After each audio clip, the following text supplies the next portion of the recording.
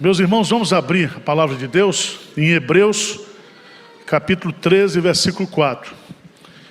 Nós temos que tratar de alguns assuntos que estão presentes na nossa sociedade hoje e que precisam ser tratados à luz da palavra de Deus. No primeiro culto eu falei aqui sobre preconceito racial, o pecado de ser preconceituoso. O preconceito é um pecado, primeiro, que ofende a Deus. Segundo, ofende ao próximo. E o preconceito também ofende o evangelho de nosso Senhor Jesus Cristo. Jesus Cristo veio para nos libertar de todos os preconceitos e de quebrar todas as cadeias do preconceito social. E o céu será composto por gente, pessoas de todas as tribos, línguas e nações.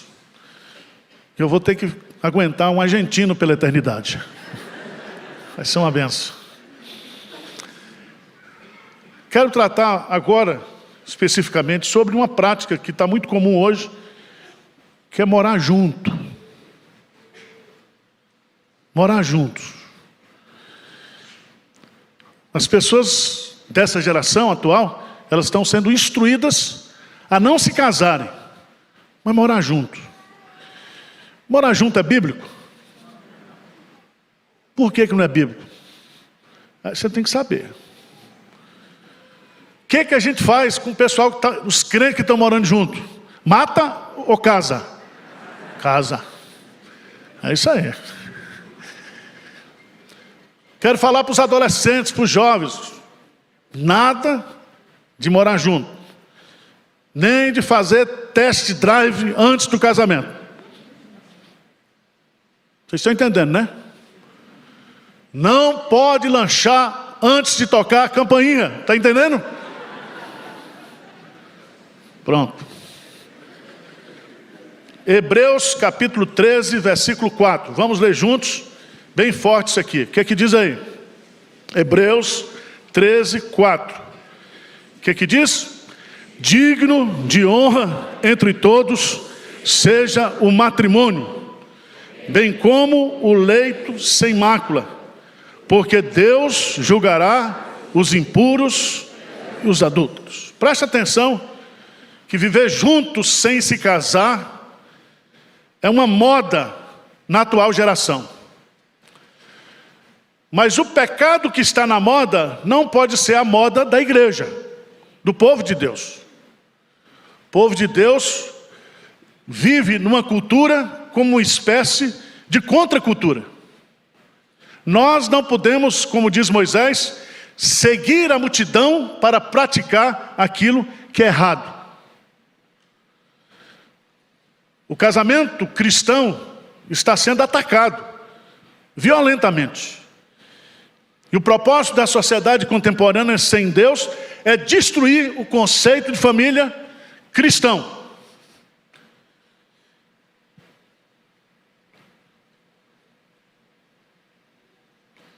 Casais vivendo juntos sem se casarem legalmente. E dizem assim, na maior cara limpa: estamos casados aos olhos de Deus. Quem precisa de um pedaço de papel? Precisa de um pedaço de papel ou de uma certidão de casamento civil. Porque Deus instituiu o casamento. Ele juntou os cônjuges, ele criou os cônjuges. Ele foi o pai da noiva. E ele foi o juiz que fez o casamento. Está lá em Gênesis capítulo 2. Esta mensagem não é uma mensagem de julgamento, tá? Estou julgando ninguém aqui. Mas uma palavra bíblica e pastoral para esses assuntos que nós estamos vivendo. Tem outros assuntos, como a homossexualidade. Temos outros assuntos, como a questão da bebida alcoólica. Temos outros assuntos para a gente tratar. Eu quero me dirigir aos crentes, porque nós não podemos legislar a palavra de Deus para quem não é crente. Eles não vão obedecer. Então, tem pelo menos 5 grupos que eu penso aqui, que eu estou me dirigindo. Primeiro, aos jovens crentes que pensam ou desejam morar juntos sem se casarem. Segundo grupo, aos que estão ou já estão morando juntos sem se casarem.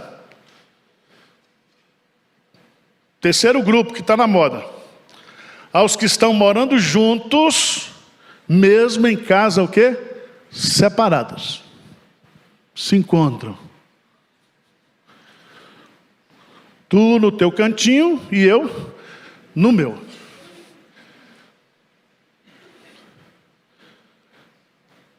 Aos que estão casados, mas que moraram juntos, e muitos carregam o peso da culpa, do sofrimento.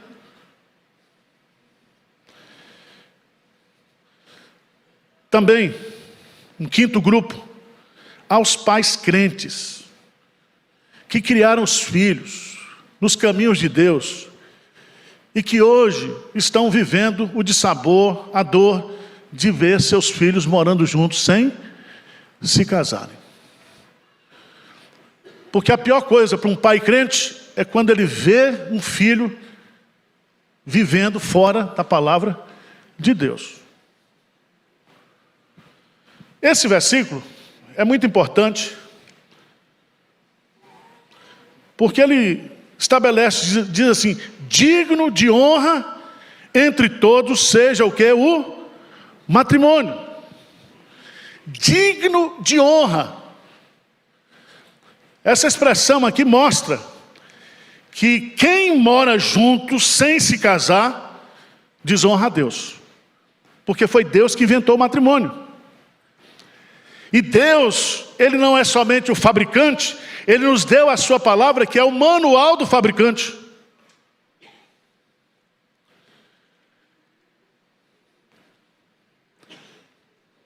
O pessoal brinca, diz que o casamento cristão tem 3 alianças: a aliança do noivado, a aliança do casamento e a terceira aliança, a aliança do sofrimento eterno. Casou, morreu. Casou, entrou no estado de sofrimento. Tem umas crisezinhas, mas não é bem assim, né? Não é... Deus não criaria o matrimônio para trazer sofrimento para a gente. Mesmo a gente sendo pecadores, imperfeitos, mesmo todo mundo sabendo aqui que não existe casamento perfeito, família perfeita, mesmo sabendo que nós temos grandes problemas no nosso relacionamento, mas é projeto de Deus, é ideia de Deus. Se você for para Gênesis, dá um pulinho lá, capítulo 2, versos 24 e 25, você vai descobrir que Deus, Ele é o autor do casamento. Gênesis capítulo 2, versos 24 e 25, ele diz: por isso deixa o homem pai e mãe, e se une à sua mulher, tornando-se os dois uma só carne. Ora, um e outro, o homem e sua mulher, estavam nus e não se envergonhavam. Irmãos, o casamento é uma instituição divina, o matrimônio é uma instituição divina. Então, quando você honra o matrimônio, o casamento, você está honrando a Deus. E também, o casamento que produz a família é a base de toda a sociedade. Veja que antes de construir o Estado, Deus constrói primeiro a família. A família é a célula máter da sociedade. Se nós queremos uma igreja sadia, nós temos que investir em famílias sadias. Nós temos que investir na valorização da família, do casamento.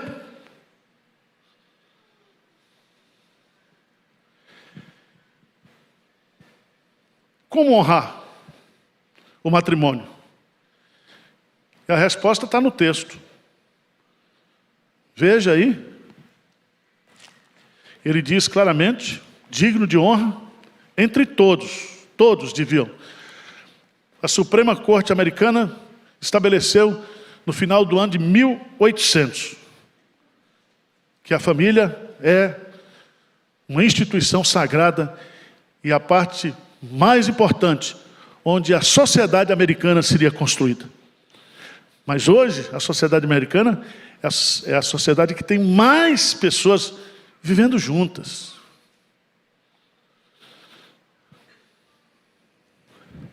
Como honrar? Aí diz o texto. Bem como o leito, o quê? Sem mácula. Manter puro o leito conjugal. Significa intimidade sexual reservada, exclusiva do marido e da esposa. No casamento, a relação sexual é pura. Pura. No casamento, começa bem, depois vai diminuindo.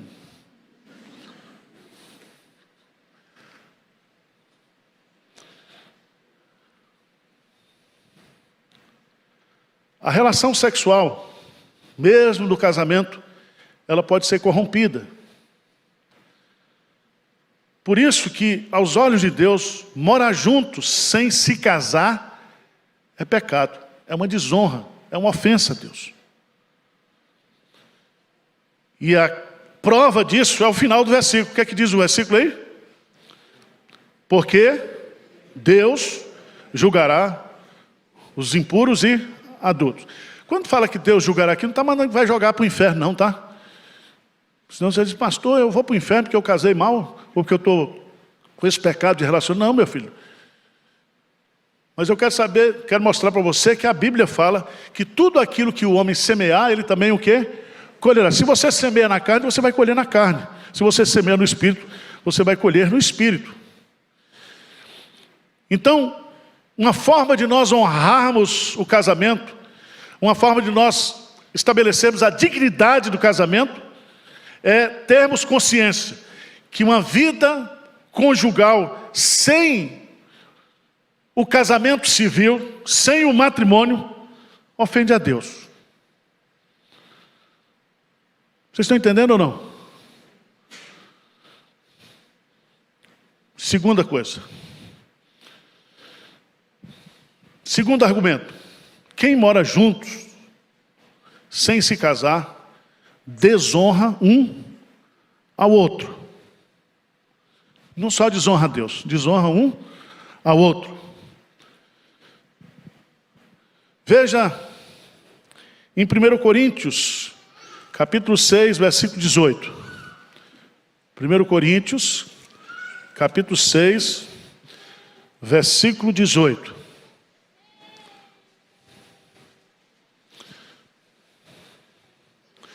Lê comigo, o que é que diz aí? Fugir da impureza. Qualquer outro pecado que uma pessoa comete é fora do corpo. Mas aquele que pratica a imoralidade peca contra o próprio corpo. Se você está mantendo um relacionamento sexual fora dos padrões de Deus, da palavra de Deus, você está ferindo a si mesmo. Você está prejudicando a si mesmo. E prejudicando o outro. Provérbios, capítulo 14, versículo 12, fala que muitas vezes aquele caminho que parece aos nossos olhos ser um caminho do bem, mas ao final são caminhos de destruição, de sofrimento. Abra sua Bíblia, por favor, em 1 Tessalonicenses, capítulo 4. 1 Tessalonicenses, capítulo 4. Eu queria que você lesse comigo. 1 Tessalonicenses, capítulo 4.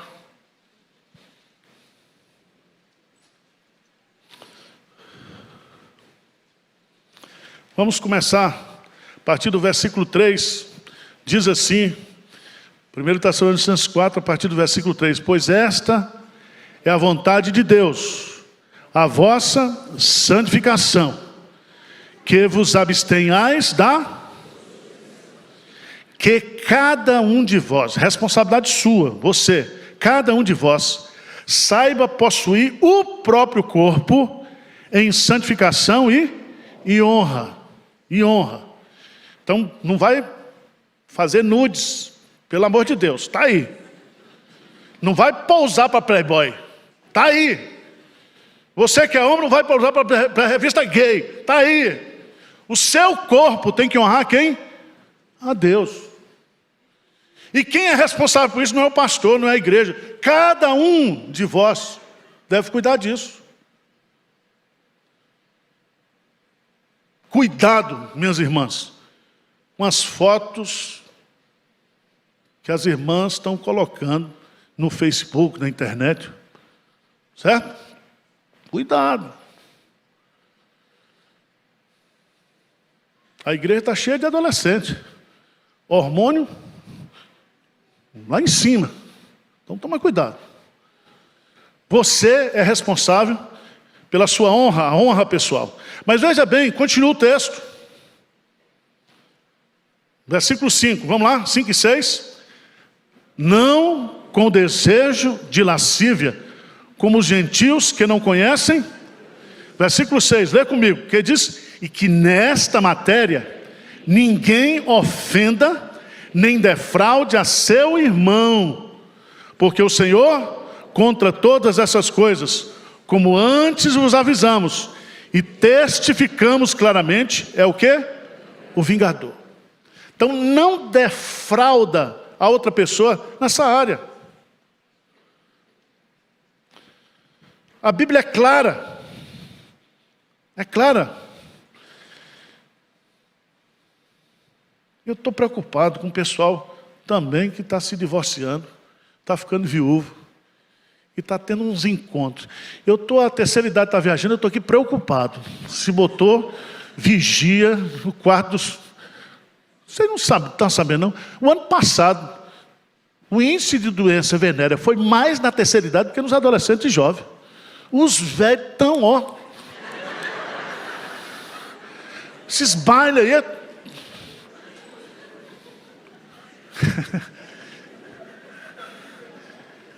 Só tem santo aqui, só. E santo dos últimos dias, né? Meus irmãos, nós precisamos cuidar disso aí. Mas aqui eu quero me dirigir para pessoas crentes, porque morar juntos, sem casar, desonra a Deus, desonra um ao outro. Mas também você desonra sua família e seus pais, se você é crente.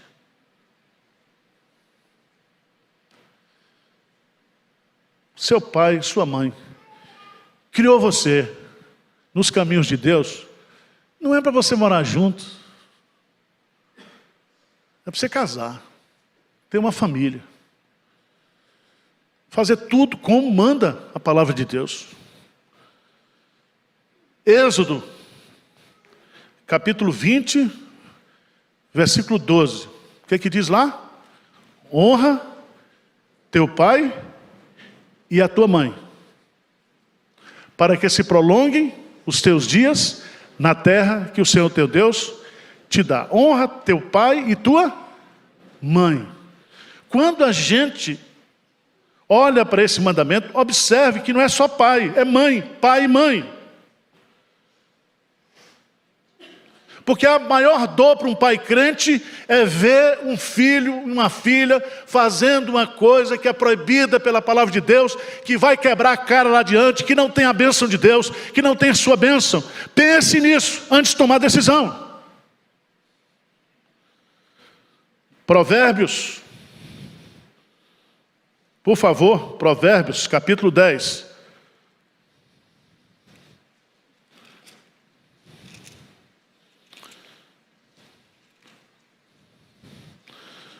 Os adolescentes estão aí?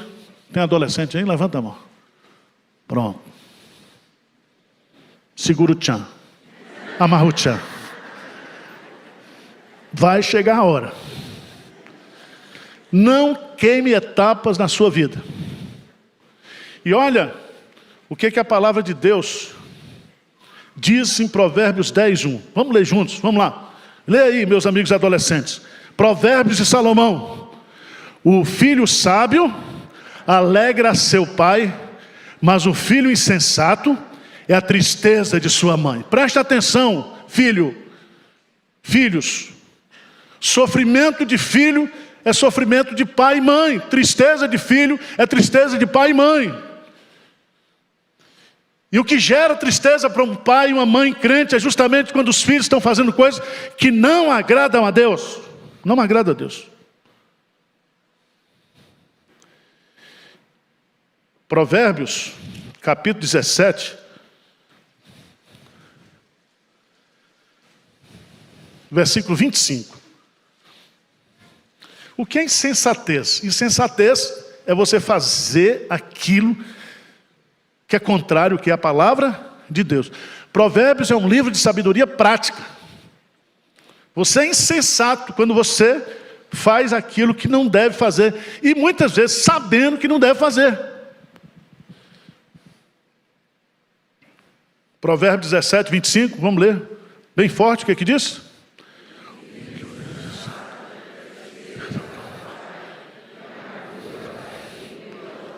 Tristeza e amargura para quem deu a luz. Você não imagina.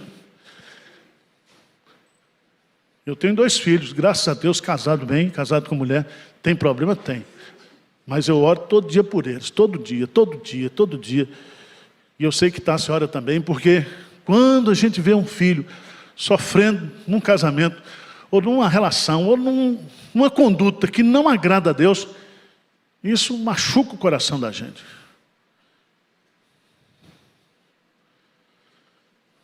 Mas eu não quero deixar vocês abatidos.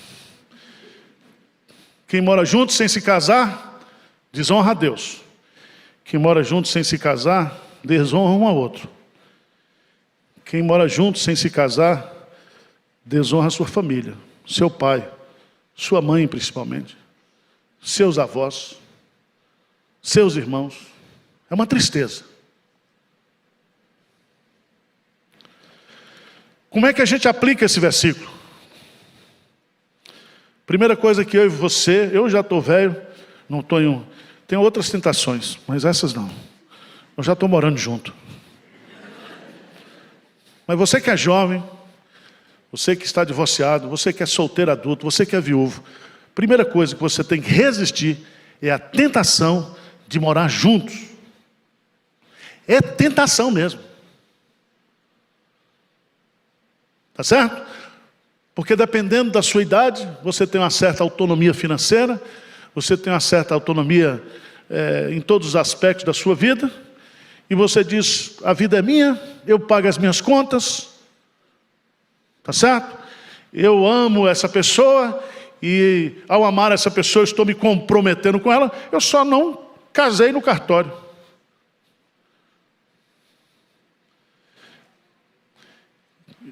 Eu vi as estatísticas,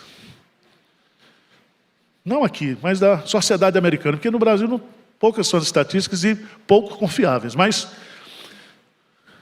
geralmente as pessoas que vivem juntas, esses relacionamentos, eles são de pouca duração e de muita frustração.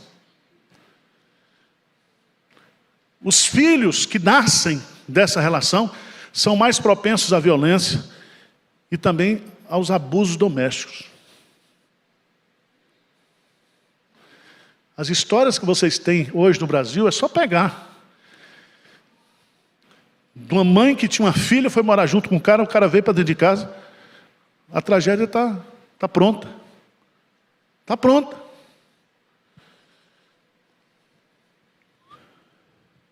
Então, resista à tentação de morar juntos. Arrependa-se diante de Deus, se vocês estão morando juntos hoje e conhecem o Evangelho do nosso Senhor Jesus Cristo.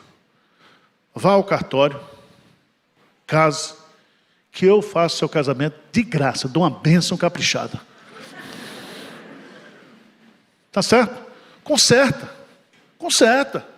Você já está encrencado, você já está enrolado. Ah, pastor, mas ela tem uma aposentadoria. Não tem aposentadoria que vale o preço de você viver no pecado. Porque eu já vi essa história. Ah, pastor, nós estamos vivendo juntos porque eu herdei do meu marido, do viúvo, uma aposentadoria. Quer dizer, o desgramado do homem morreu e ainda deixou o problema. Arrependa-se. Diz, não está certo. Não está certo. Diante de Deus isso não está certo. Eu tenho que mostrar digno de honra. Para mim, para você, seja um matrimônio. Foi Deus que criou. Aos pais que têm filhos morando juntos. Ore, meu irmão. Ore. Na linguagem do pastor Hernandes, não desista dos seus filhos. Não desista da sua família. Ore. E não se culpe. Não fica achando, pastor, onde foi que eu errei? Eu criei na igreja, eu ensinei, eu dou o exemplo aqui, eu estou casado há tantos anos, está aqui, e não sei o quê, e papapá. E você muitas vezes pode começar a desenvolver como pai crente uma culpa, uma responsabilidade que você não tem. Porque depois de uma certa idade, os filhos tomam decisões. Não são mais decisões suas. Abra a sua Bíblia, por favor, lá. Em Gênesis, capítulo 26.